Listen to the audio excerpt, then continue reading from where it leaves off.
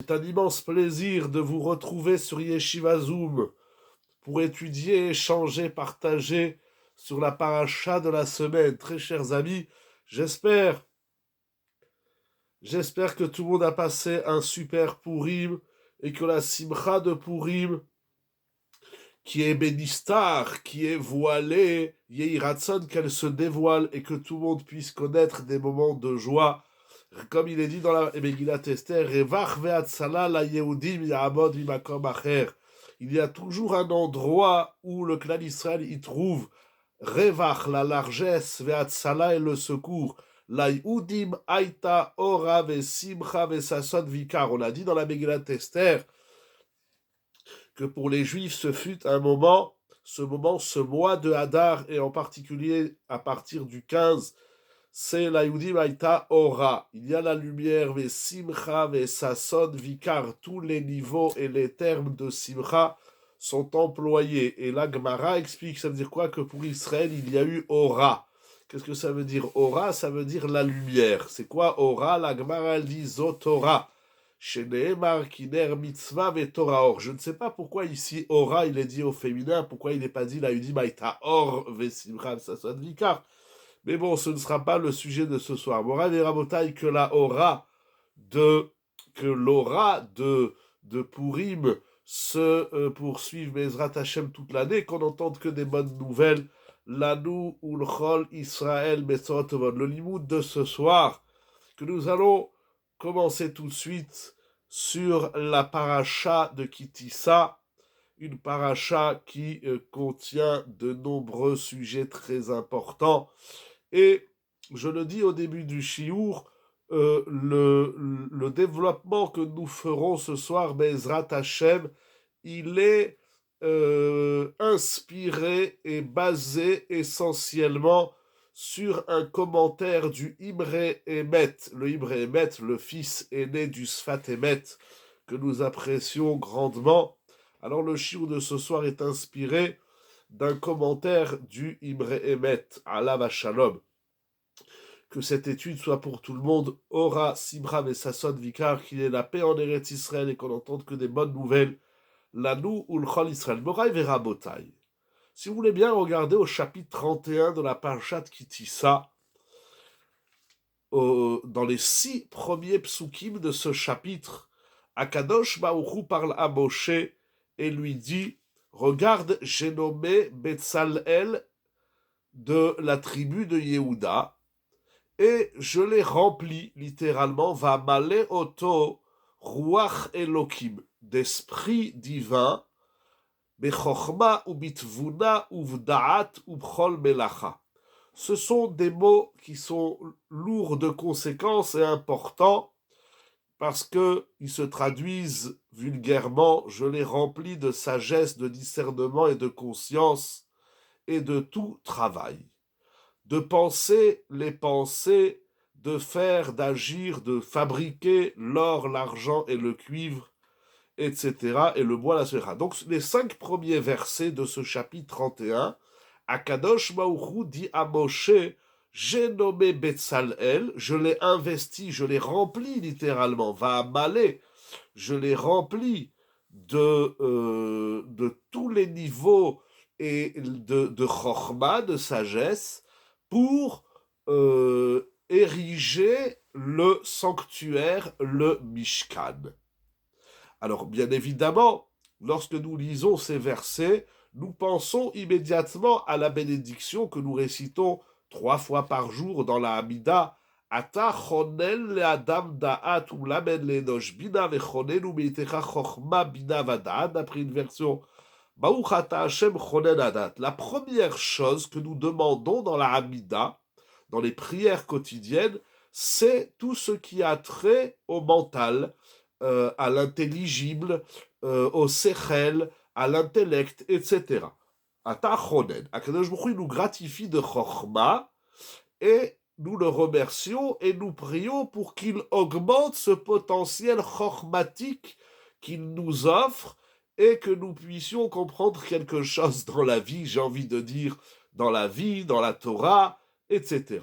Donc, j'aime dire que la pire insulte qu'on peut dire à quelqu'un, c'est de le traiter d'idiot. C'est-à-dire que ce que tu fais n'a pas de sens, n'est pas réfléchi, c'est pas passé par les qualités intellectuelles, etc. Ça veut dire le choté, celui qui n'a pas de date, c'est une insulte. C'est-à-dire l'homme se distingue par ses qualités intellectuelles.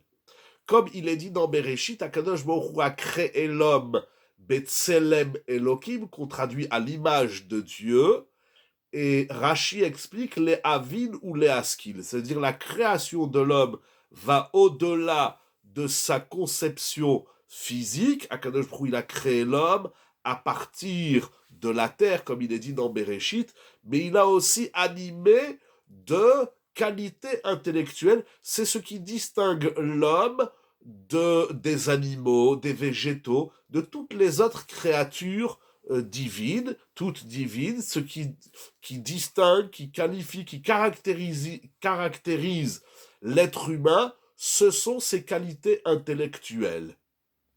Sans quoi l'homme est un animal, un végétal, un inerte, etc. Voilà. Donc, combien on investit dans nos qualités intellectuelles de réflexion, d'approfondissement, de conscience, etc., tous ces niveaux qui touchent le mental et l'intellect, combien l'homme il investit dans cet univers mental, on va dire du Sechel, eh bien c'est combien il existe. L'homme n'existe qu'à travers ce qu'il pense, ce qu'il investit dans son mental. Certes, il y a les actions des mitzvot, il faut réaliser la Torah et les mitzvot, mais même une mitzvah, si elle est réalisée melumada, de façon routinière, ou bien kemaasekov be'alma, si c'est qu'une action tel un singe, c'est l'expression des Sfarim, alors ça n'a pas de sens. Un singe aussi ou un dauphin, tu lui mets un poisson ou une banane, il saute en l'air, il fait plein de choses. Donc c'est pas, l'homme ne se définit pas, ne se détermine pas. Je dirais même plus l'existence de l'homme ne s'arrête pas dans ce qu'il fait, mais ça va au-delà. Comme d'ailleurs écrit Rabbi Chaim de Volojine dans Nefesh HaChaim, que dans les niveaux c'est-à-dire le niveau le plus bas c'est l'action, au-dessus nous avons la parole et au-dessus la pensée. Donc la pensée, toute la marchava, tout ce qui se joue dans notre mental est d'un niveau supérieur. Alors, il y a, bien évidemment, on le sent de nous, je dis c'est une insulte quand on dit à quelqu'un tu es un idiot, tu es un imbécile, tu réfléchis pas, mais on sait se le dire à nous-mêmes lorsque nous faisons quelque chose qui nous déplaît, on se dit oh là là, j'ai pas réfléchi, qu'est-ce que je suis bête, etc. Donc ça veut dire qu'une des choses dont l'homme cherche grandement dans sa vie, c'est la chorma. La chorma, c'est un univers entier. Déjà ici, nous avons les termes Ruach Elokim, chorma, tvuna, da'at, larshov machashavot. Il y a tous ces grands termes qui étaient nécessaires à Betzalel accompagné de Aholiav pour ériger le sanctuaire qui est d'ailleurs à l'image de la création du monde, comme la Gemara le dit au traité Brachot. Donc en vérité, il faut passer du temps pour comprendre chaque niveau intellectuel de la pensée humaine. C'est ce que l'homme, c'est ce que l'homme recherche dans son travail, dans ses études, dans ses midotes, dans son relationnel de couple, de famille, etc. On cherche la chorma. On ne cherche pas spécialement à être le plus brillant intellectuellement, mais on a compris que si on n'a pas de chorma, eh bien on fait n'importe quoi dans la vie. Et voilà que nous arrivons au 6e verset. Va'ani ine natati ito, Akadosh Baruch dit à Moshe, j'ai associé à Betzalel, Aholiav ben Achisamach le Matedan. Donc Aholiav, secondé Betzalel, dans la gestion de l'édifice du Mishkan. Également, nous dit le Pasuk Vav, ou Blev Kol Chacham Lev, et dans le cœur de tout Chacham Lev, nous allons essayer d'étudier ce soir ce terme, j'ai donné de la Chorma, littéralement dans le cœur de tout intelligent ou sage du cœur, j'ai donné de la sagesse. Et ils ont fait tout ce que je t'ai ordonné. Alors, l'expression Lev, Kol, Chacham, Lev, Natati, Chochma suscite beaucoup de réflexions. Il y a ici une question, c'est-à-dire en simple, Akadosh Baruch Hu dit, j'ai donné la Chochma à celui qui a un cœur et une Chochma, c'est-à-dire dans le cœur de tout celui qui est intelligent du cœur. Alors, c'est quoi le Lev? C'est quoi le Chacham Lev? Et ce qui est surprenant, c'est que Akadosh Baruch Hu dit, j'ai donné de la Chochma, de la sagesse, avec un grand U, c'est-à-dire une Chochma avec tous les niveaux et les caractéristiques de la Chochma. À qui je donne la Chochma? À celui qui est Chacham Lev, sage de cœur, intelligent de cœur. Qu'est-ce que c'est intelligence de cœur? Et la question fondamentale, nous allons voyager dans les textes de la Gemara et du Midrash, nous allons voir une question qui a été soulevée par des grands maîtres de la Gemara. Pourquoi il y a des intelligents destructeurs? Très bonne question, c'est le paradoxe de l'intelligence. Nous allons y arriver.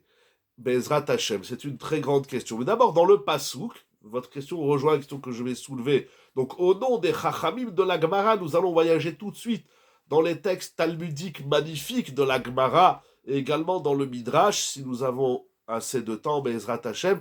Hashem dit, je donnais la Chochma à celui qui est Chacham Lev. Il faut être Chacham pour recevoir de la Chochma divine. Et c'est ce que nous disons dans cette prière quotidienne. Toi, Kadosh Baruch Hu, tu gratifies l'être humain de Chochma, et donc gratifie-nous de Chochma. Mais Hachem dit, je te donne de la Chochma seulement si tu es Chacham. Plus précisément, si tu es Chacham Lev.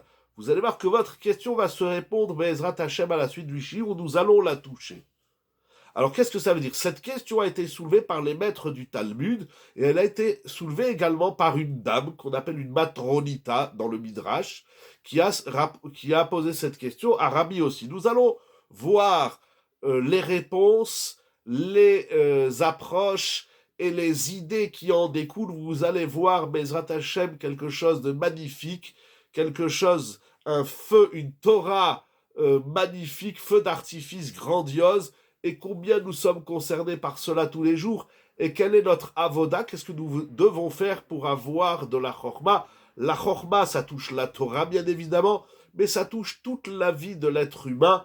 Regardez aujourd'hui, par exemple, depuis des décennies, lorsque une personne, malencontreusement, a causé un dégât quelconque, un viol, un vol, un meurtre, etc., alors les avocats de la défense vont, je ne suis pas expert, mais de ce qu'on entend, de ce qu'on lit, vont souvent défendre leurs clients, comme ils disent, au lieu de défendre un assassin, un violeur, etc., ils appellent ça un client, c'est assez intéressant, mais bon, bref, on n'est pas là pour faire du droit ou de la correction du droit, peu importe. En tout cas, ils vont essayer de défendre une des raisons de la défense, c'est de dire, mais il n'avait pas toute sa tête, il n'était pas conscient, c'est pas un acte réfléchi. C'est-à-dire, lorsqu'on veut diminuer la responsabilité d'une personne, on va non pas dire que ce qu'il a fait, c'est pas grave, ce qu'il a fait reste grave, dans les faits, dans les actes, c'est extrêmement grave, mais on va dire, il manquait de réflexion, il manquait de conscience, etc., dans leurs termes professionnels, pour, voilà, discernement altéré, etc. Et donc, ça va diminuer la gravité, et donc la peine que encourra ce voyou, ce bandit. Donc, lorsqu'on veut qualifier une personne, lorsqu'on veut, ou les actes d'une personne, on se réfère à sa pensée, à son mental, avec tout ce que cela veut dire. Alors, qu'est-ce que ça veut dire qu'Akadosh Baruch Hu donne de la chokhma à celui qui est chacham? Tout d'abord, avant de voyager dans la Gemara, il faut bien comprendre ce terme chacham lev. Alors, bien sûr, la question est grandement discutée, développée. Tous les mefarshim s'interrogent. Qu'est-ce que ça veut dire chacham lev? Comment on est chacham lev pour recevoir de la chorma? Je disais donc que la chorma, elle touche la Torah, bien évidemment. Il y a malheureusement des gens qui étudient ou qui diffusent de la Torah, mais il n'y a aucune chorma, c'est facile de le constater aujourd'hui. C'est pas une Torah de chorma. Or, la Torah, le propre même de la Torah, c'est qui chormatrem ou binatrem leneamim, comme il est dit dans le livre de Nevarim. La Torah, elle est notre chorma aux yeux des nations. C'est-à-dire les nations, lorsqu'ils vont entendre et découvrir la Torah du peuple juif, du Ham Israël, ils vont dire c'est incroyable, il y a une chorma dans votre Torah qu'il n'y a pas ailleurs. Donc dans la Torah, il faut de la chorma. Il faut de la chorma dans la vie. Le shalom bayit, c'est que de la chorma. Le chinour, c'est que de la chorma. La parnassa, c'est aussi de la chorma. Je ne dis pas que c'est que de la chorma. Etc.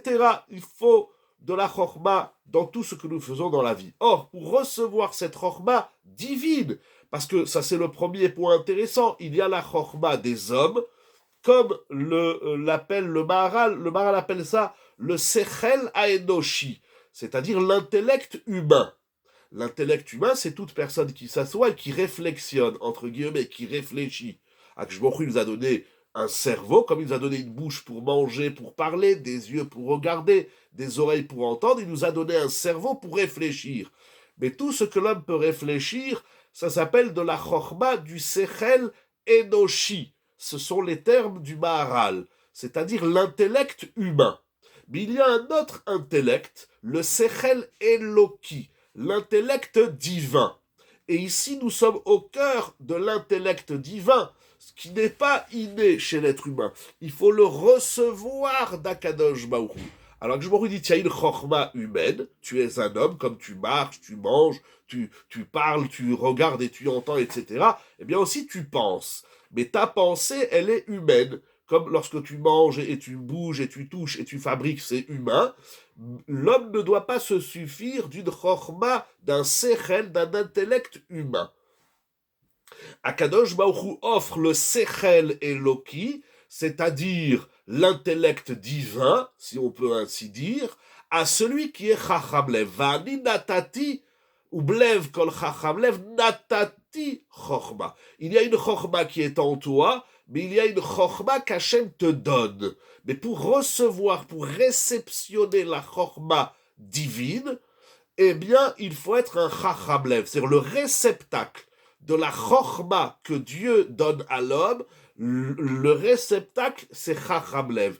Donc, il est impératif de comprendre qu'est-ce que ça veut dire Chacham Lev, le Chacham du cœur. Alors, encore une fois, c'est une question que tous les Mefarshim du Chumash s'interrogent, ne serait-ce que dans le Pshat. Mais, encore une fois, inspiré du Imre Emet, il ramène plusieurs marottes à Midrash. Nous allons essayer de voir tout cela et qu'est-ce que nous pouvons en tirer, Be'ezrat Hashem, comme bénéfice pour découvrir et recevoir la chorma divine. J'ai déjà dit chez Akol. Alors, il faut bien comprendre. Donc, il y a, premièrement, la chorma qu'Hachem te donne. On va dire que c'est la chorma de base humaine. De celle-ci, on ne parle pas. Parlons de la chorma divine, la chorma qu'Hachem donne à l'homme. Premièrement, premier point de ce pasouk. Deuxième point, pour recevoir la chorma divine, il faut un réceptacle qui se nomme Chacham Lev. Pour bien comprendre le Chacham Lev, il faut comprendre deux choses. C'est quoi Chacham et c'est quoi Lev? Nous avons ici une qualité, une caractéristique de l'homme qui s'appelle Chacham Lev. C'est un mot composé. Alors, pour comprendre un mot composé, il faut comprendre chaque mot et ensuite il faut les assembler pour avoir le schéma général de Chacham Lev. Qu'est-ce que ça veut dire Chacham? Qu'est-ce que ça veut dire Lev? Et quel rapport il y a entre le Chacham, la Chochma et le Lev pour ainsi être apte à réceptionner la Chochma que Hachem veut donner à l'homme? Vous comprenez bien, il y a deux choses, Chacham et Lev. Alors nous allons commencer par le Chacham. D'ailleurs, nous sommes pas loin de Purim, c'était avant-hier, et nous sommes pas loin de Pessah. À propos de Purim, la Gemara nous dit que Achashverosh, c'était un roi tipesh, idiot, sot, stupide. C'est un roi qui, malgré tous ses projets de devenir roi, etc., il n'a pas de cervelle, il est idiot. C'est-à-dire quoi être idiot dans la Torah? Idiot, c'est pas que tu penses pas comme moi. Si tu penses différemment de moi, tu n'es pas un idiot. Ou je suis tolérant, je dis bon, tu as une façon de penser, on va échanger, si j'aime échanger. Et si je suis hermétique intellectuellement parlant, eh bien, je dirais que tu es un idiot. Mais c'est pas ça la définition de l'idiot. C'est pas parce que Chasve Khalila dans le couple on dit chacun à l'autre tu es un idiot, ce qui est assourd, bien évidemment. Un homme il dit pas ça à sa femme et une femme elle dit pas ça à son mari, bien évidemment. Ou bien, bon, peu importe dans les relations, c'est pas parce que tout le monde se traite d'idiot qu'on est tous des idiots. Ce que tu dis ne me plaît pas, alors j'ai le droit de dire ça me plaît pas, je suis pas d'accord. Mais de dire tu es idiot parce que je pense pas comme toi, c'est déjà un signe de bêtise. C'est idiot de dire à l'autre que ce qu'il dit c'est idiot parce que tu n'es pas d'accord avec lui. C'est pour ça que toutes ces manifestations idiotes me semblent complètement stupides, mais bon, c'est pas le sujet. Donc qu'est-ce que ça veut dire Chacham élève? Alors je disais Achashverosh, il est Tipesh. Tipesh, Choté, Sachal, Kessil, ce sont les opposés du Chacham. Encore une fois, on va le faire de manière très générale, on n'a pas le temps de s'arrêter sur chaque terme. Shlomo Amelech, le roi Salomon dans Michelet, parle beaucoup de du Chacham et du Tipesh. C'est très intéressant comme livre, bien évidemment, au-delà de ce sujet, mais dans la Sougia, le sujet de la Chorma et de la Tipshut, il faut étudier Michelet et Kohelet également de Shlomo Amelech. Donc, on sort de Purim, on est sorti du Had d'Eloyada, où il y avait un travail à faire dans le cerveau, dans la cervelle, et on s'approche de Pessah. À Pessah, nous avons les Arbabanim. Dans moins d'un mois, nous serons en train de faire le Seder. Nous allons parler des 4 fameux enfants que présente la Haggadah. Nous avons le Chacham, le Racha, le Tam et le Eno Yodé Alishon. Là aussi, ce sont des études passionnantes de comprendre qui sont ces 4 enfants et quelles sont leurs qualités ou intellectuelles ou comportementales. Parce que le Chacham, on touche quelque chose d'intellectuel, la Chorma, le Racha, on parle, il y a le Racha du Sechel, de la Chorma et le Racha des actions, après le Tab et le Inushal. Donc c'est impératif dans ces fêtes de mois de Hadar et de Nissan, pour Pessah qui arrive à grands pas, de comprendre qui est Chacham et qui est Tipesh et où est-ce qu'on se situe et comment on va Bezrat Hashem sortir de notre Tipshut pour grandir dans la Chorma. Parce qu'il faut bien comprendre, avant de voir tout de suite les textes de la Gemara, excusez-moi la longue introduction, mais c'est un sujet qui me passionne et qui est très important dans la vie. Ce qu'il faut comprendre, c'est que lorsqu'on dit Chacham et Tipesh, c'est pas on est 100% Chacham ou 100% stupide, idiot, Tipesh ou choté. Il y a une graduation, c'est-à-dire on peut être Chacham à 1% et 99% idiot. Et la même chose, amusons-nous à faire une graduation de la Chorma et de la Tipshut. On peut être à la fois Chacham aussi dans un domaine, on peut être Chacham et Tipesh dans un autre domaine. Alors, comment traduire ces grands mots, ces gros et grands mots magnifiques de la Torah? Qu'est-ce que la Torah a à dire sur le Chacham et le Tipesh? Donc bien comprendre c'est quoi le Chacham, et ensuite quel est le lève, c'est-à-dire quoi mettre du cœur dans sa Chorma pour ainsi recevoir la Chorma divine. On a posé la question. La Gemara dans Brachot, au traité Brachot d'Afnun He Amud Aleph, dit la chose suivante. Nous allons prendre la Gemara, Be'ezrat Hashem, et lire quelques lignes très très intéressantes.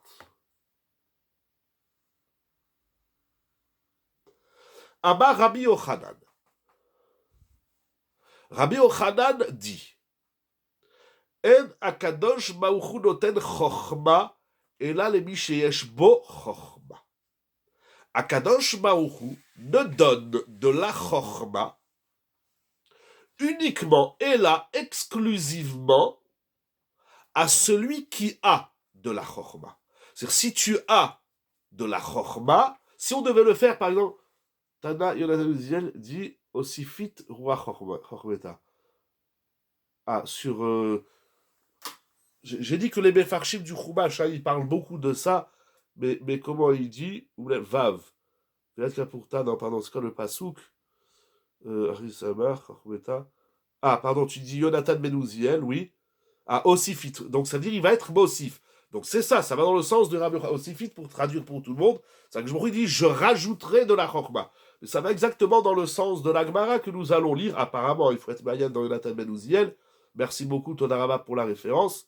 Mais tous les Mefarshim du Chumash, ils parlent de ça. Regardez la Gemara, très connue. Akadosh Baruch Hu donne de la chokma exclusivement à celui qui a de la chokma. Akadosh Baruch Hu, il a un package de chokma à donner. Alors il cherche, il dit, tiens, lui, je vais lui donner. Non, lui, c'est un idiot, je lui donne pas. Lui, oh, il est un peu chacham, alors je lui donne un peu de chokma. Oh, lui, c'est un grand chacham, alors lui, je lui donne beaucoup de chokma. Incroyable. Chez Neymar, comme il est dit, Yehiv, c'est un pasouk dans la prophétie de Daniel, Yahiv chochmeta le chakimin, ou minda le yod'e bina. Donc, il a dit, Daniel, Akadosh Baruch Hu donne la chokma au chacham. Bien sûr, ça nous paraît inutile puisqu'il est déjà chacham. Donc ça veut dire qu'il va augmenter. Akadosh Baruch Hu va augmenter la chokma à celui qui est chacham. Akadosh Baruch Hu, il donne pas la chokma aux idiots, aux stupides, aux imbéciles, etc. Il donne, c'est là où tu es chacham, Hachem il te donne de la chokma. Là où tu n'es pas chacham, Hachem il te laisse dans ta bêtise. C'est incroyable. C'est lorsqu'on demande tous les jours, Hachem, donne-nous de la chokma, c'est donne-nous de la chokma là où j'ai déjà de la chokma. Mais là où tu n'as pas de chokma, tu ne peux pas demander à Hachem de te donner la chokma. Il faut que d'abord tu ailles acquérir de la chokma. Il faut aller chercher la première chokma. D'après le Maharal, ça s'explique. Mais est-ce que c'est clair jusqu'ici, Rabotai? Ok, alors on continue. Ça, c'est l'opinion de Rabbi Yochanan. Ensuite, la Gemara continue et dit... Pardon, j'ai perdu la ligne. Rav Tachlifa, Shama Rav Tachlifa bar Ma'arva, V'amra Kame de Rabbi Avaou, Amarle Atud Meata Matnitula, Anan Meacha Matnidala. Alors il dit, vous, c'est-à-dire il parle à Rabbi Yochanan, il dit, toi Rabbi Yochanan, tu l'apprends du pasouk de Daniel. Mais nous l'apprenons du pasouk, donc que nous avons cité dans Parashat Kitissa, ou Blev Kol Chacham Lev Natati Chochma. Alors, première lecture de la Gemara, le plus simple. Rabbi Yochanan dit, si tu es chacham, Hachem te donne de la chokma. Comme il a dit Daniel, Hachem il dit, Yahiv chochmeta le chakimin. Je vous donne la chokma aux chachamim. Les idiots, Hachem il leur donne pas de chokma. Il vient Rabbi Abaou et il dit, moi je l'apprends d'un autre pasouk qui dit, Ublev kol chacham lev natati chokma. Bon, bien évidemment, quand on étudie une Gemara comme ça, on se pose la question de savoir quelle est l'utilité de nous ramener un autre pasouk, puisque Rabbi Yochanan, il a déjà ramené un verset. À se demander même pourquoi Rabbi Yochanan, il a ramené le pasouk dans Daniel, puisqu'il y a un pasouk dans Shemot. Alors en vérité, il n'y a pas ici une discussion fondamentale. Il y a, comme je disais, une graduation. C'est-à-dire, Rabbi Yochanan dit comme ça, si tu es chacham, Dieu te donne de la chokhma. Rabbi Abaou, il vient rajouter, et il vient dire, chacham égale chokhma. Mais, dans notre paracha, il est dit Hachem donne de la chokhma au chacham lev. Alors, soit c'est une discussion fondamentale, soit il vient rajouter, mais je pense qu'il vient rajouter, ça se discute. En tout cas, pour Rabbi Yochanan, tu es chacham, Hachem te donne la chokhma. Pour Rabbi Abaou, il faut être chacham lev pour recevoir la chokhma. La différence, c'est est-ce qu'il suffit d'être chacham tout court pour avoir de la chokhma, ou il faut être chacham lev. Mais il y a un point commun entre ces deux opinions, c'est que Akadosh Baruch Hu, c'est lui qui donne la chokhma à l'homme. Il y a une chokhma que Hachem te donne. Ils sont tous deux d'accord qu'il y a une condition sine qua non pour recevoir la chokhma divine, c'est déjà d'être un chacham au moins pour Rabbi Yochanan et un chacham lev pour Rabbi Abaou. Est-ce que jusqu'ici c'est clair, Rabotai, le cheminement? On va voir jusqu'où ça va nous amener.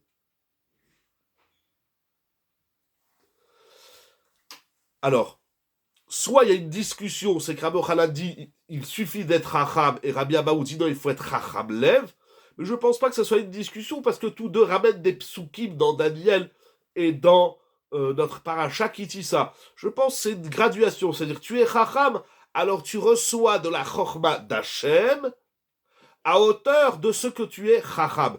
Bien évidemment, on cherche cette première chorma. J'ai déjà dit, d'après le Maral, ça se répond, ça s'explique. Ok, c'est une question que soulèvent les Mefarshim. C'est quoi cette première chorma? Donc, Rabbi Yochanan dit, combien tu es chacham? On va dire sur une échelle de 10. Tu es chacham au niveau 2. Hachem, il va te donner une chorma adaptée au niveau 2. Tu es chacham au niveau 8. Hachem, il va te donner une chorma adaptée au niveau 8. Donc, combien l'homme développe sa chorma, c'est autant de chorma qu'il recevra de la part d'Akadosh Baruch Hu. Il y a une chorma que l'homme développe par lui-même, et il y a une chorma que l'homme reçoit d'Akadosh Baruch Hu. Pour Rabbi Avahu, il faut avancer. Lorsque tu seras, en plus d'être Chacham, tu seras Chacham Lev, alors tu auras la chorma du Chacham Lev. C'est-à-dire le Chacham tout court, il a de la chorma, et le Chacham Lev, il a une autre chorma adaptée à Chormat Alev. Ça, c'est première Gemara, premier enseignement, d'une extrême profondeur, bien évidemment, et d'une extrême chorma.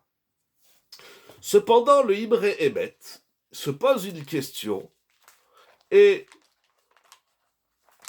puisque nous avons dit que l'opposé du Chacham, et donc notamment du Chacham Lev, c'est, en français on dit l'idiot, le stupide, l'imbécile, etc., le sot.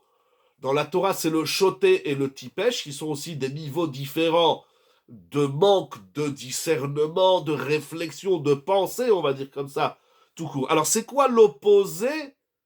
Alors, c'est très intéressant. Ça veut dire, il fait dans l'antithèse, le Imre Emet. J'ai trouvé ça exceptionnel. Ça veut dire, pour comprendre c'est quoi le Chacham Lev, il propose d'aller voir une autre Gemara, que nous allons voir tout de suite au traité Sota Daf Gimel Amud Aleph. C'est quoi l'opposé de la Chorma? C'est quoi l'opposé du Chacham Lev? Vous comprenez l'exercice, bien évidemment. Quand je demande, est-ce que vous comprenez? C'est est-ce que je suis clair? Est-ce qu'il sort quelque chose de tout cela? Voilà. C'est pas ce que vous comprenez, je sais très bien que tout le monde comprend, mais est-ce que je me fais comprendre? Je ne veux pas abîmer le Yesod magnifique qui va naître de ça, un Chacham sans lève. Alors c'est quoi un Chacham sans lève? Et on pourrait même dire un lève sans Chorma. Vous savez que Esther Amalka, elle a appelé Achashverosh, oui, un lève sans Chorma. Voilà, j'ai dit, voilà, très bien. Chazak ou Baruch, elle a dit à Achashverosh, voilà, elle a appelé Kelev Yechidati, le Kelev. Le chien dans la Torah, il s'appelle Kelev. Alors ça existe d'avoir un lève sans Chorma. Qu'est-ce qu'un Chorma sans lève et qu'est-ce qu'un lève sans Chorma? Il faut être un lève tôt pour comprendre tout cela et non un couche-tard. Alors on va essayer de comprendre ensemble Bezrat Hashem. Alors, j'ai beaucoup aimé l'exercice de limoud et de réflexion du Imre Emet. Allons dans l'antithèse. C'est quoi l'opposé du Chacham Lev? Pour comprendre, ça on le fait beaucoup dans la Torah, beaucoup de Mefarshim font ce travail. Le Maral à Kadosh, il appelle ça les Hefechim, les opposés. Pour comprendre l'un, il faut analyser l'inverse, et vice-versa, c'est très intéressant et passionnant comme travail, parce que pour comprendre A, il faut comprendre son contraire, c'est-à-dire B par exemple, mais pour bien comprendre B, il faut aller aussi comprendre A. Alors par quoi on commence? C'est passionnant comme limoud. Ça on fait dans la Torah, moi je fais de la Torah, Moraï et Rabotai. Alors, l'opposé du Chacham Lev, le Imre Emet parle du Chacham Lev, l'opposé du Chacham Lev, c'est le choté. Le choté, le fou. Mais pas dans le sens aliéné mental, pas de quelqu'un de malade physiquement. Oui, le fou dans le sens figuré, c'est-à-dire celui qui est inanimé de Chochmat Lev. Donc c'est quoi l'opposé du Chacham Lev? C'est celui qui n'est pas Chacham Lev. Ok, ça c'est un pléonasme, bien évidemment. Mais comment dans la Torah les maîtres nomment celui qui n'est pas Chacham Lev? Le Rav nous dit, les Chachamim le nomment choté. Alors, et qu'est-ce qu'un choté? Maintenant on va pas dire et un choté c'est celui qui n'est pas Chacham Lev. Sinon on n'avance pas, on tourne en rond. Là on est vraiment dans le cercle vicieux, on n'avance pas du tout. Alors il ramène une Gemara que tout le monde connaît. Alors là aussi, c'est très ingénieux le travail du Imre Emet de relier des Gemarot que nous connaissons, peut-être ou pas pour certains, ou qui connaissent, d'autres connaissent, mais de relier des textes que nous connaissons et de voir une image de la Chorma qui va... Vous savez, le Talmud parle énormément de la Chorma. D'ailleurs, je vous pose une question, un quiz. Comment, ceux qui savent la réponse, il faut... Moi, je pose des questions qu'à ceux qui ne connaissent pas la réponse. Quel est le premier mot de la Torah? C'est quoi le premier mot de la Torah? Tout le monde le sait. Le premier mot de la Torah, c'est Bereshit, que tout le monde traduit au commencement. Ok, c'est une des dizaines, voire des milliers de traductions. Mais le Targum Yerushalmi, rapporté dans Mikraot Gedolot, traduit Bereshit par Bechuchmeta, Bechorma.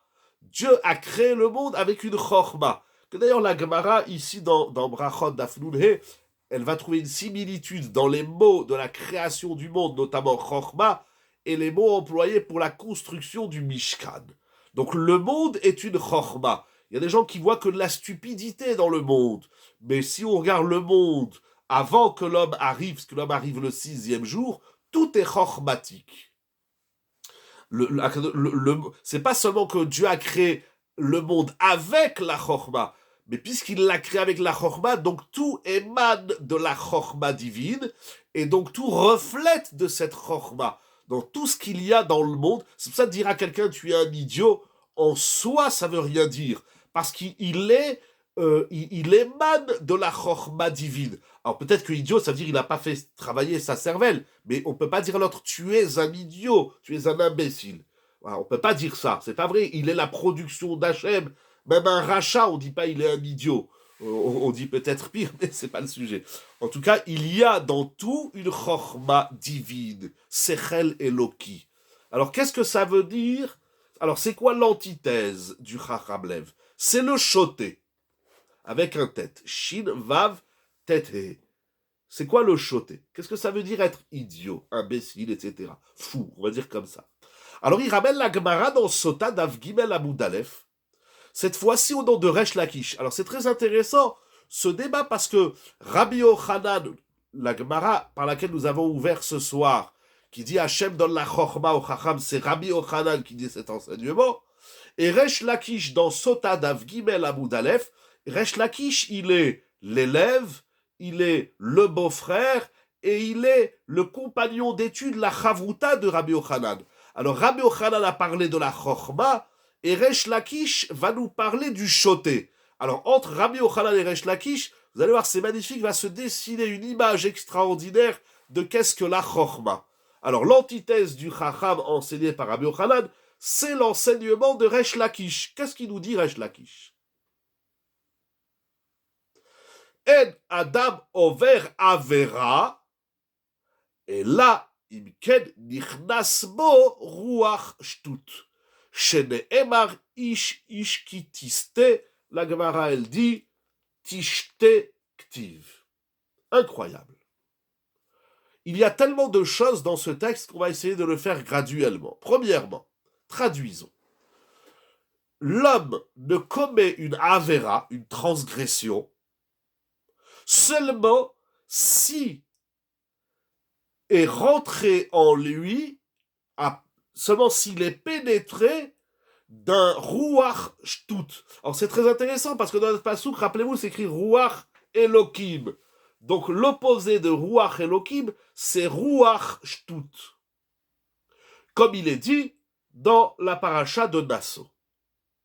Oh. De cette Gemara, nous allons voir 4 points. Premier point, il existe chez l'homme la notion de choté, de shtut. Encore une fois, de folie, mais pas dans le sens médical, hein, dans le sens figuré, ça veut dire voilà, de folie presque volontaire, presque. Il y a des gens qui disent ah non, moi j'ai pas envie de réfléchir. Voilà. Puis aujourd'hui, dès qu'on réfléchit un peu, on se fait traiter de philosophe ou de psychanalyste. Une réflexion des fois toute simple. Bon, très bien. Alors, d'un côté, nous avons le Chacham de Rabbi Yochanan, c'est Rabbi Yochanan dit si tu es Chacham, Hachem te donne la Chochma, et Resh Lakish, il dit oui, donc si tu me dis qu'il faut être Chacham, ça veut dire que je risque d'être un choté. Alors ça, il faut pas oublier que j'ai double facette, j'ai double possibilité, j'ai double niveau. Je peux être Chacham, lève ou choté. Le Imre Emet propose que l'inverse de Chacham lève, c'est le choté. enseigné par Resh Lakish. Premièrement, oui, il faut accepter, c'est pas honteux de dire, là j'ai eu un vent de folie, là j'ai eu... Vent de folie, ça veut dire absence de Chochmat Lev. Oui, vous comprenez, c'est ça qui est incroyable dans cette Gemara. Le choté, c'est pas seulement... moi j'aurais dit un homme ne commet une faute seulement s'il est animé d'une passion, s'il est animé, je sais pas moi, d'une tava, d'un désir, d'une pulsion. Peut-être que ça c'est vrai aussi, mais il faut pas oublier que la Avera, nous allons y arriver tout de suite, la transgression soit-elle, pourquoi le choté n'est pas lève. Mais le choté, c'est possible que le choté il ait du lève. Nous n'avons pas encore expliqué, on le fera, Bezrat Hashem, on va y arriver. C'est un travail immense, hein, le lève. C'est un univers aussi. J'ai déjà dit, il faut expliquer ce qu'est le chacham et ce qu'est le lève.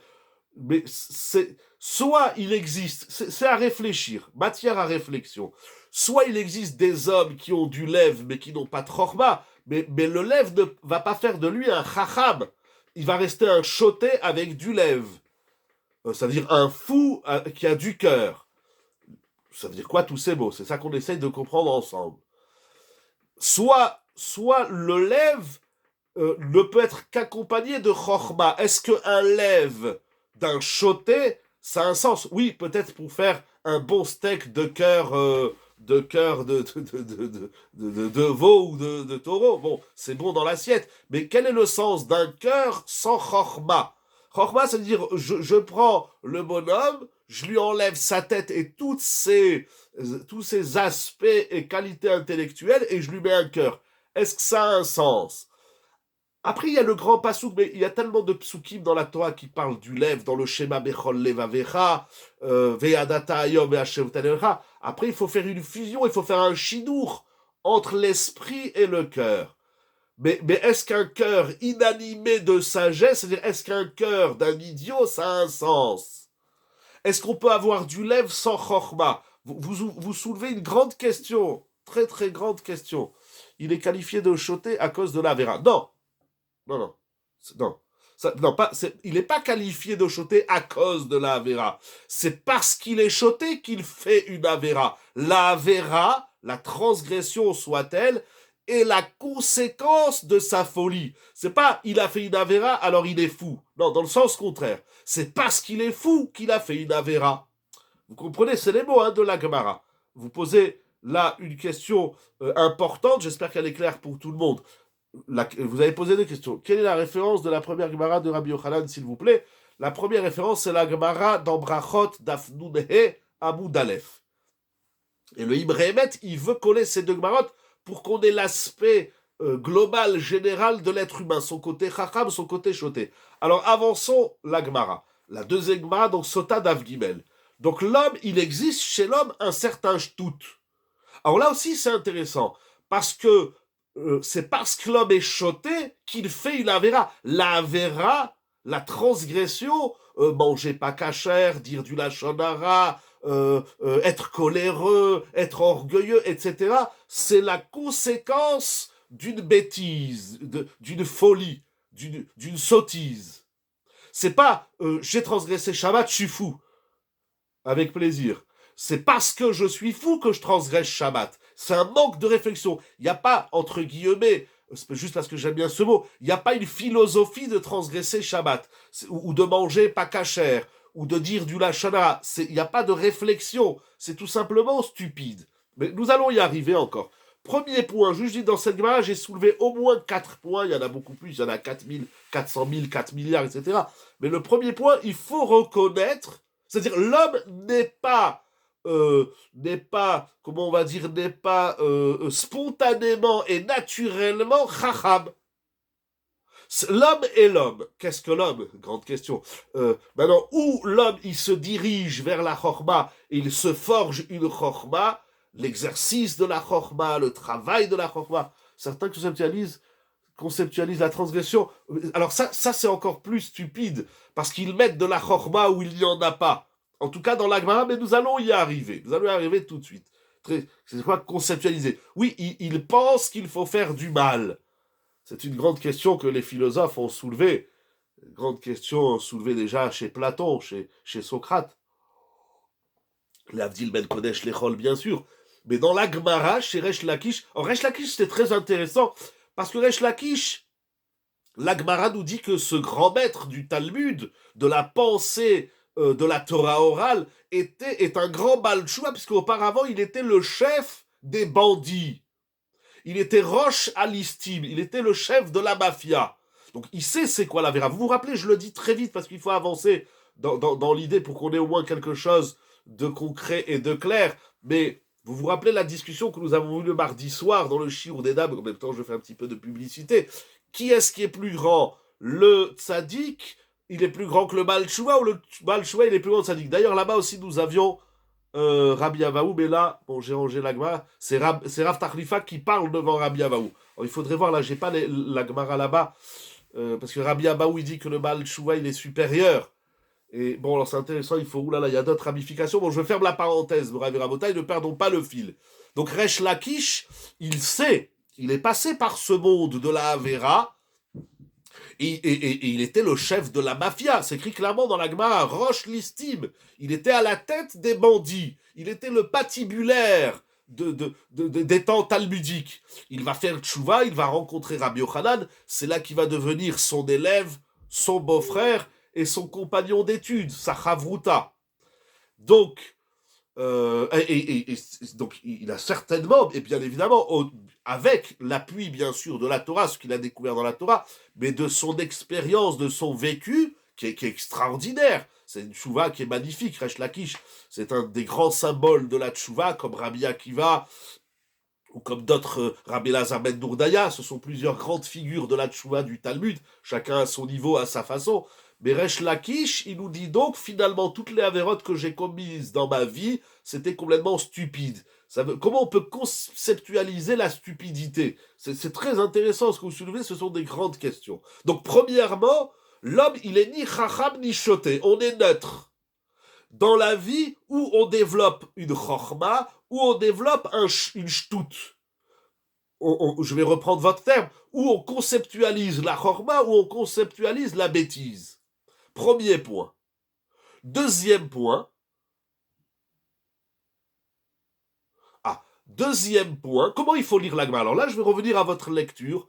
C'est peut-être la Avera qui introduit en l'homme un rouar shtout qui est le contraire de la chorma. Mais si on dit ça, ça veut dire que la chorma, ça veut dire, j'ai quelqu'un qui se comporte mal, il fait une Avera. Quelqu'un mange du cochon.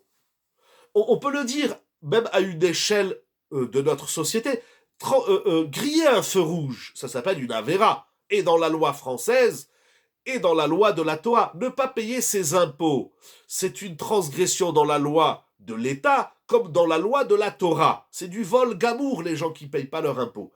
Alors ces gens-là, ou tout autre Avera, hein, ce sont des exemples, mais il y en a les tueurs, les violeurs, etc., etc. On va pas faire la liste de toutes les Avérotes qui existent. Quelle que soit la Avera, parler mal à sa femme, ou à son mari, etc. Bon, bref. Alors là, on dit, regardez, là, Resh Lakish, il nous dit quelque chose d'incroyable. Il faut analyser le comportemental, le comportement.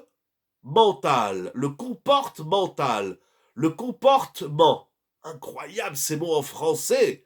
Ça veut dire la façon dont tu te comportes, les actions, ici les avérotes négatives, les actions reflètent de ta pensée. Mais on peut le dire inversement, comme vous avez très bien dit tout à l'heure. Je veux réunir les deux traductions. C'est parce que tu te comportes mal que tu es idiot. Est-ce que je suis idiot, je me comporte mal, ou c'est parce que je me comporte mal que je suis idiot? Et les deux sont vrais. Donc ça veut dire, lorsqu'on fait une erreur dans la vie, l'erreur, elle est où? Est-ce que c'est parce que je me suis trompé intellectuellement que j'agis comme tel? Est-ce que c'est l'action qui suit la pensée? Ou bien c'est parce que je me comporte mal que je pense mal? Pense bien, tout ira bien, a dit le Baal Shem Tov. Le Chovot Alvavot, les Rishonim, ça veut dire, c'est parce que le travail doit commencer où? Est-ce que je dois faire un travail dans mon esprit pour me comporter bien?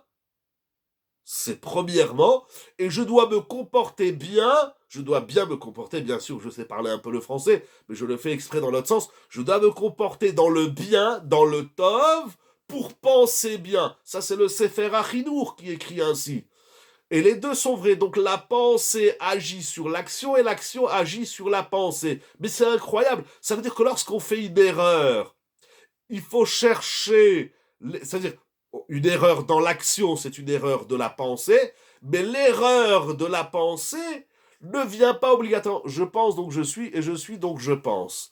Je dirais je pense ce que je suis et je suis ce que je pense. C'est différent de votre version. Votre version est ramenée dans beaucoup de livres, même dans les Sfarim de la Torah, Rabbi Yerucham en parle. Mais je suis ce que je pense. Mais là, nous parlons pas seulement de l'être. Je parle également, enfin la Gemara, nous parle également de l'action. Je fais ce que je suis de ce que je pense. Je pense ce que je suis ou je suis ce que je pense. Ce sont d'énormes débats dans la Torah à Rabotai. C'est pas un chiouli de psychologie, de psychanalyse. J'affectionne toutes ces méthodes, mais là c'est un chiour de Torah. Voilà qu'est-ce qu'elle nous apprend la Torah.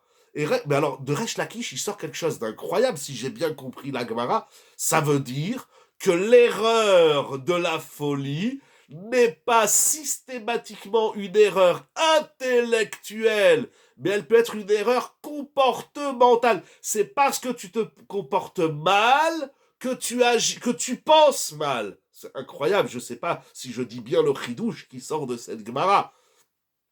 L'homme commet une faute seulement s'il pense tordu. S'il pense, donc je pense tordu, je me comporte mal. Donc je me comporte mal, donc mon comportement reflète et le miroir de ma pensée. Donc il y a un lien intime entre ce que je pense et ce que je fais. Là, vous êtes dans le je suis, c'est encore un peu plus général et quand bien même radical et essentiel. Là, je suis dans les actions. Des fois, regardez, des fois, on se pose la question, on dit, mais pourquoi ce que je fais, ça marche pas? Pourtant, dans ma pensée, il n'y a pas d'erreur. J'ai pas commis une erreur intellectuelle. Alors pourquoi les actes ne suivent pas ma pensée? Alors soit tu vas corriger, tu vas confronter le pilpoul chaverim, tu vas demander conseil, tu vas travailler avec du monde, tu vas te rendre compte de ta lacune intellectuelle. Mais parfois la lacune intellectuelle, c'est l'origine de la lacune intellectuelle, ce n'est pas l'intellect, c'est l'action. C'est parce que tu te comportes mal que tu penses mal. Quand tu te comporteras bien, alors, c'est-à-dire que l'action a une influence sur la pensée. Ça, c'est le Sefer Achinour. Le choté est dans la pensée et dans l'action. Le choté comme le chacham. Mais ce que je veux dire, c'est que le choté, il n'est pas choté uniquement parce qu'il pense mal. Là, je reviens à ce que vous dites. Il a conceptualisé le mal, la transgression, alors il se comporte mal. Non, des fois c'est le contraire. C'est parce qu'il a envie de se comporter mal. Il a envie de manger du cochon et de la cochonne. Il a envie de voler. Vous savez, il y a des violeurs et des bandits et des meurtriers qui expliquent leur meurtre. Qu'est-ce qui s'explique? Ça s'explique. Qu'est-ce qui s'explique? Qu'est-ce qui s'explique? Il y a des fous qui expliquent leur folie. Mais qu'est-ce qui s'explique? On a besoin d'expliquer. On a besoin d'expliquer qu'il y a des choses qui ont besoin d'être expliquées. Vous savez, il y a un mot dans la Gemara qui est extraordinaire, qui est magnifique, qui s'appelle Pshita, Maïkamash Malad. Ce que tu nous dis là est une évidence. Qu'est-ce que tu nous apprends? Le Talmud n'est pas là pour nous dire des évidences. Un homme, il dit pas des évidences. Il y a une autre formule dans le Talmud qui est extraordinaire. Atum et Shoftani Askinan. Est-ce qu'on parle d'un fou? Et intéressant, c'est que le fou, souvent dans la Gemara, il s'appelle Shoftani. Ça veut dire que c'est un juge tordu. Shoftani, il est chauffette. Il est chauffette et il nie. Il nie ce qu'il juge. C'est-à-dire il est complètement dans l'erreur. Mais alors très bien. Maintenant, l'erreur, on va pas faire une analyse, on n'a pas beaucoup de temps, mais ce que je veux dire, c'est que l'erreur intellectuelle peut trouver la justification du mal, fait appel à quoi?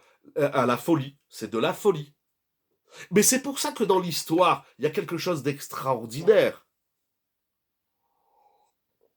Vous savez très bien que le bien et le mal chez les humains, alors aujourd'hui on appelle ça le bien et le mal évoluent.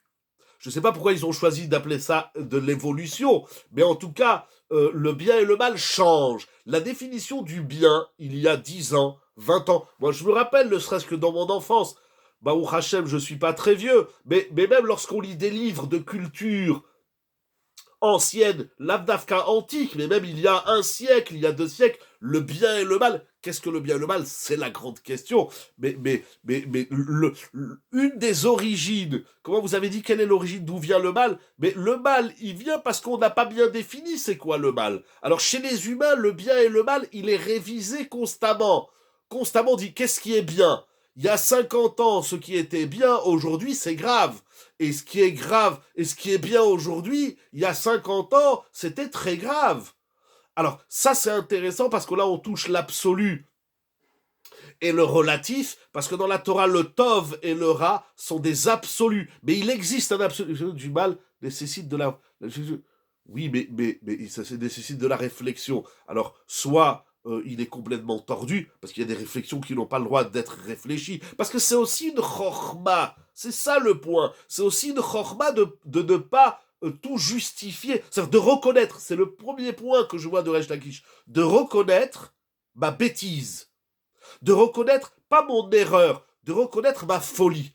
Est-ce que vous connaissez, à part dans la Torah, parce que dans la Torah c'est clair, on nous apprend, c'est la Gemara dans Brachot, mais est-ce que vous connaissez, peut-être que oui, hein, ça m'a pas l'air, en tout cas ça court pas les rues, dans la Torah c'est fréquent, c'est comme ça tous les jours, mais que ça soit n'importe quoi, un grand professeur dans n'importe quel domaine de la science, qui dit « je me suis trompé, tout ce que je vous ai enseigné pendant 50 ans c'est une erreur ».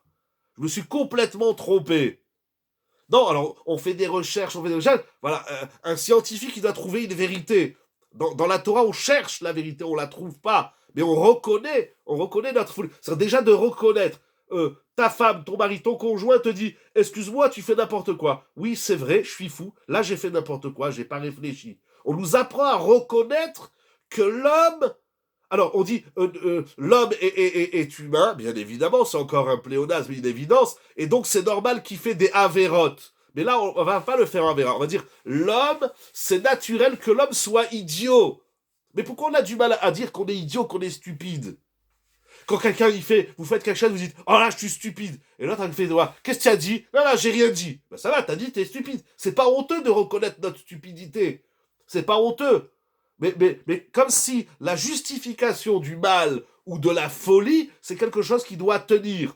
Bon, d'abord, il faut beaucoup étudier et il faut aussi beaucoup réfléchir. Il faut être tolérant. Moi, je pense que le monde d'aujourd'hui n'est pas tolérant. Il y a des tabous, il y a, que ce soit dans la Torah ou que ce soit dans la société, il y a des tabous, il y a des choses qu'on n'a pas le droit de réfléchir. C'est dramatique. Je vous assure, on est dans un monde qui est hermétique de la pensée. Dire à quelqu'un tu es stupide, ah voilà tu m'insultes. Mais qu'est-ce qu'il y a, quoi tu joues? Je t'insulte. Je te mets face à ta réalité. Bon, alors il y a toute votre question qui est immense. Rav et Rabotai, il faut que je termine avec un midrash. C'est dommage pour maintenant comprendre c'est quoi le lève. Alors d'abord, c'est le premier point. Rachel dit, mais tu es un fou. Tu es idiot. Idiot, c'est-à-dire que dans ta tête, il n'y a pas de chorma. Ah maintenant le chacham, enfin le fou, c'est celui qui met de la chorma où il n'y en a pas. Mais regardez, nous allons y arriver tout de suite à travers le midrash. Parce que, juste pour finir avec le bien et le mal, c'est une des différences fondamentales qu'il y a entre le Tov et le Ra de la Torah et le Tov et le Ra des humains, c'est que le Tov et le Ra des humains, ils changent, ils se modifient, parce qu'on n'est pas dans l'absolu, parce que les hommes ne cherchent pas l'absolu, ou ne le cherchent plus, ou pensaient le trouver, pensaient le chercher. Il y a un hermétisme intellectuel. Ah, l'homme, il veut faire quelque chose, alors il va se torturer l'esprit pour expliquer que ce qu'il a fait, c'est bien, ou que c'est ça qu'il faut faire. Mais peut-être qu'il faut prendre le problème à l'envers. Ça veut dire... Et d'ailleurs, dans le Rambam, c'est un diouk que tout le monde ramène, Ravolbe, Alav Shalom, Ramoshe Shapira, mais tout le monde fait ce diouk dans le Rambam. Dans Maïmonide, nous voyons que le comportemental s'appelle Deot. Ça s'appelle conscience, réflexion. Ça veut dire la colère, la jalousie, l'avarice, l'orgueil, etc. Toutes les midotes dans la Torah du Rambam de Maïmonide, ça s'appelle une déa. C'est un vort très connu. C'est très connu ce diouk dans le Rambam. Ça veut dire il y a une réflexion dans le comportemental. Mais il faut être ouvert à la discussion. C'est-à-dire, si toi, tu penses que de tuer ou de violer ou de se faire sauter la tête pour défendre une nation ou quoi, alors viens, on en discute. Viens, on s'assoit. Le propre même de la chorma, c'est la confrontation des idées. C'est pas je pense comme ça et je fais ce que je veux. Tu penses ce que tu veux et tu fais ce que tu veux, tant que ça ne concerne que toi, tu rendras des comptes à Dieu, à Esrim. Mais à partir du moment où ta pensée, tu l'imposes à l'autre et tu l'empêches de t'inviter à réviser ta pensée, ça, c'est la plus grande des stupidités du monde, c'est de croire que je suis Chacham et que l'autre en face, il est complètement... On a tué le débat. C'est la mort du débat, c'est la mort des humains. C'est pour ça qu'ils s'envoient des obus, qu'ils s'envoient des ceintures explosives et qu'ils s'envoient des barrières de police dans la gueule. Il n'y a pas de débat aujourd'hui, c'est fini, il n'y a plus de débat. C'est dramatique. C'est dramatique. Je ne fais pas un schéma ni dramatique et ni total et absolu. Il y a des gens, Baruch Hashem, qui aiment réfléchir, il y a des gens qui aiment penser, il y a des gens qui aiment analyser, il y a des gens qui aiment remettre en question. Le Chacham, c'est celui qui s'interroge. Est-ce que je ne suis pas en train de dire une bêtise? Est-ce que je ne suis pas un choté? Mais le choté, c'est celui qui pense que ce qu'il pense, c'est absolu et que tout le monde doit penser ce qu'il pense. Ça, c'est de la folie. Bravo Rabotai, vraiment, il me reste 4 minutes. Le débat est immense, le sujet est magnifique, c'est la vie de tous les jours. Qu'est-ce que la type shoot? Qu'est-ce que la sottise? Qu'est-ce que la stupidité? Et à partir de quand on peut dire à une personne, ou se dire à soi-même, quand je dis une personne, ce n'est autre que moi-même. Je ne suis pas là pour dire à personne qui c'est qui est Chacham, qui c'est qui est Tipesh. D'ailleurs, je vous dis au Seder, on va se dire, il y a 4 enfants. Mais qui sont ces 4 enfants? Il y a chez vous un Chacham, il y a chez vous un Racha, il y a chez vous un Tam Rishon. Des fois oui, des fois non. Alors le Sfat Emet dit dans la Haggadah de Pessah que les Arba Banim, ils se trouvent dans l'homme. Il y a une partie de toi qui est Chacham, il y a une partie de toi qui est Racha, il y a une partie de toi qui est Tam, il y a une partie de toi qui est Noyodé Alishol. Le discours n'est autre que pour moi-même. Et je suis ouvert au débat, même s'il me reste 3 minutes pour vous dire ce midrash qui est très beau, un très beau midrash qui touche notre pasouk, que ramène donc le Imre Emet. Ce midrash se trouve dans Kohelet Rabbah, chapitre 1, Seif Yud Zaïd. Alors, Matronita Achat Shala et Rabbi Yossi ben Chalafta.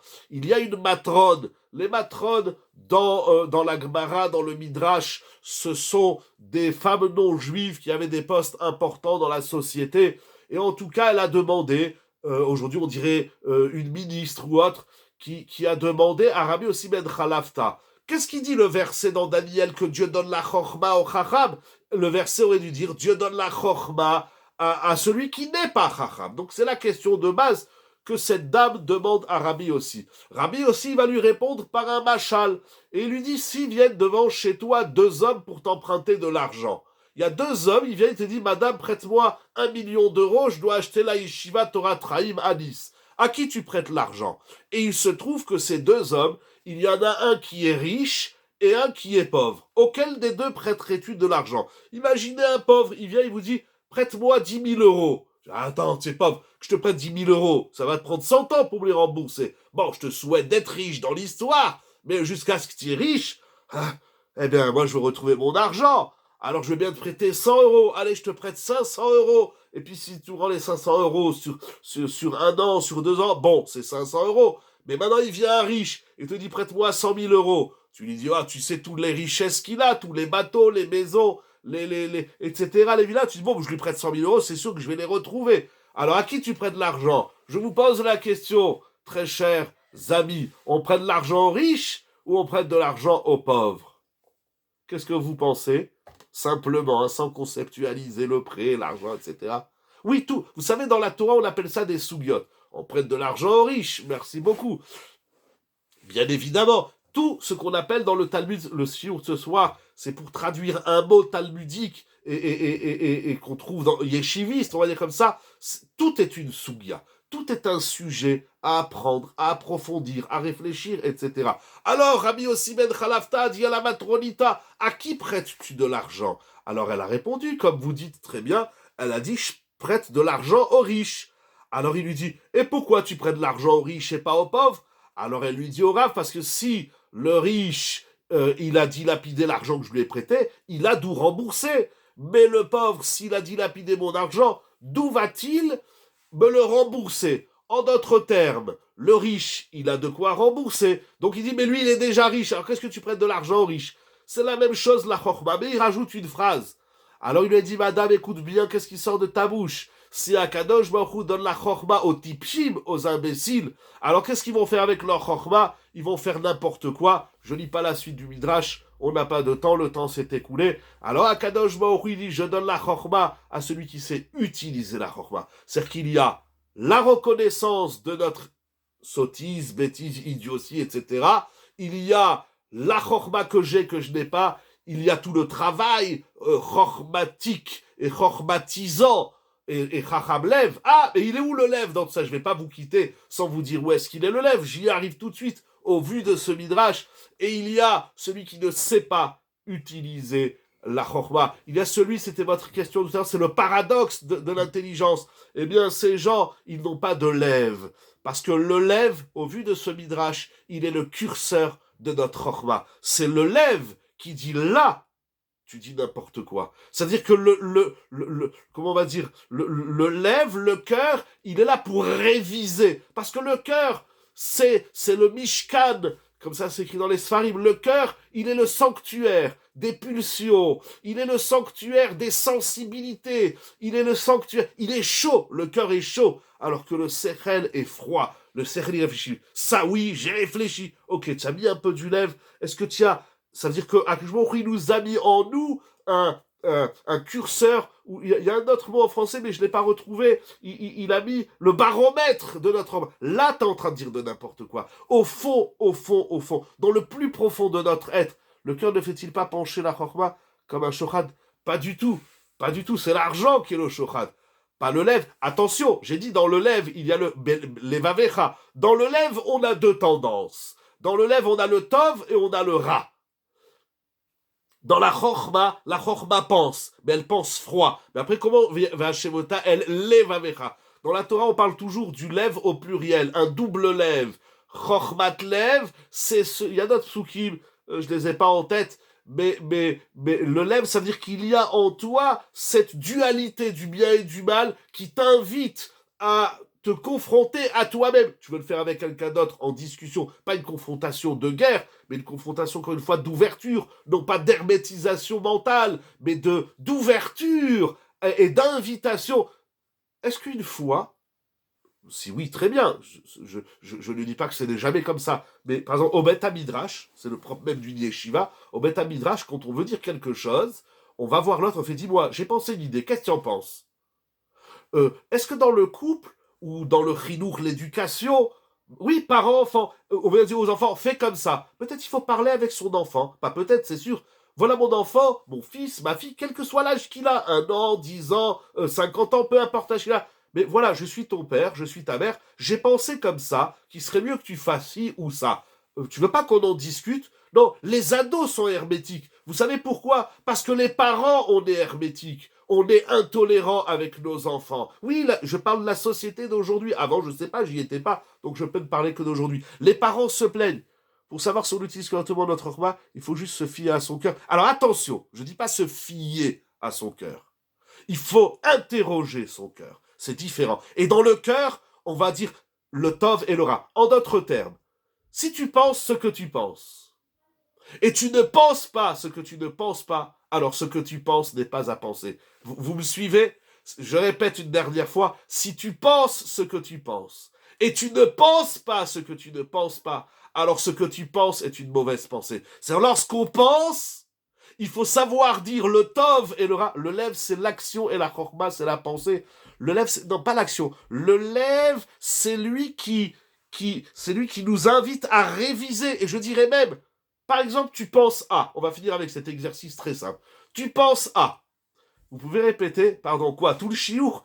Non, il est trop tard, non, je rigole. Si tu penses ce que tu penses, et tu ne penses pas ce que tu ne penses pas, alors ce que tu penses n'est pas, alors ce que tu penses n'est pas une pensée. C'est-à-dire, si tu penses A, mais tu n'arrives pas à penser que peut-être c'est B, c'est-à-dire, tu as écarté B, tu as écarté l'opposé de A, alors tu t'es enfermé dans A, alors A, c'est pourri. C'est ni de la chorma, ni du lève. Le lève, il vient te dire, tu sais, tu penses A, mais peut-être il faut penser B. J'ai le nechatrila de l'erreur. Exactement, on en a parlé, je crois, à la yeshiva il n'y a pas très longtemps. Mais vous comprenez, c'est-à-dire le lève, il est lévav. Le lève, il est tov et ra. Si tu ne sais pas dire où est l'erreur de ta pensée, alors ce que tu penses, c'est pourri. Si tu penses que ce que tu penses est vrai, tu le prends et tu le jettes à la poubelle. Si tu penses que ce que tu penses est vrai, mais tu penses aussi que c'est probable que ça soit faux, alors ce que tu penses est vrai. Moral et Rabotai, c'est ça le lève. Voilà, j'espère que je vous ai pas trop pris la tête. Enfin, moi, je trouve ça passionnant, important. C'est le lève, il est le kenegdo de l'homme lui-même. Le lève, c'est celui qui dit à l'homme, non mais dis-moi, t'es sûr que ce que tu penses, c'est juste? Pourquoi on est hermétique? Pourquoi quand on pense quelque chose, quelqu'un nous dit, mais peut-être tu te trompes? Dis où je me trompe? J'ai réfléchi. Non mais est-ce que tu as réfléchi que ça pouvait être l'opposé de ce que tu penses?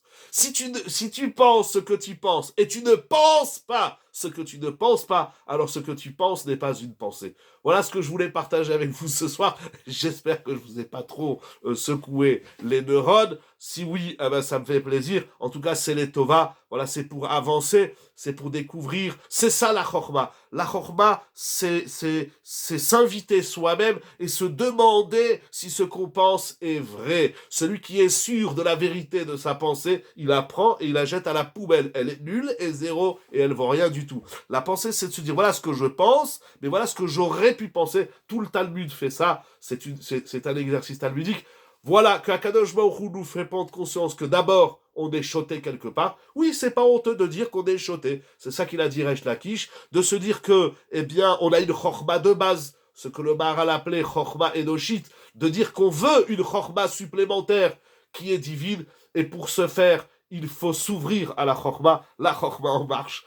Chazak ou Baruch, les Chaim, Tovim ou Shalom, que des bonnes nouvelles, la Noul Israël, que le mois de Hadar nous annonce, toutes les Géoulottes que le mois de Hadar et de Nissan qui arrive nous annonce. Bezrat Hashem, que des bonnes nouvelles, des mariages, des enfants, des petits-enfants, la Parnassa, le Shalom Bayit, mais surtout, moi je dis toujours, des cascades de bénédiction. Et les cascades de bénédiction, elles viennent avec un mot magique. Le sourire. Tu as un problème, tu peux dire la même chose en souriant ou en pleurant. Alors, daï les pleurs, mon Rav Rabotai, qu'Akadosh Baruch Hu nous envoie des cascades de sourire. Shabbat Shalom. Merci beaucoup à toute l'équipe de Yeshiva Zoom. Merci beaucoup à vous, très chers amis, d'avoir été parmi nous pour étudier et échanger sur ce sujet passionnant de la Chorma. Je vous dis Shabbat Shalom et à très bientôt. Merci beaucoup et au revoir. Kol Touv.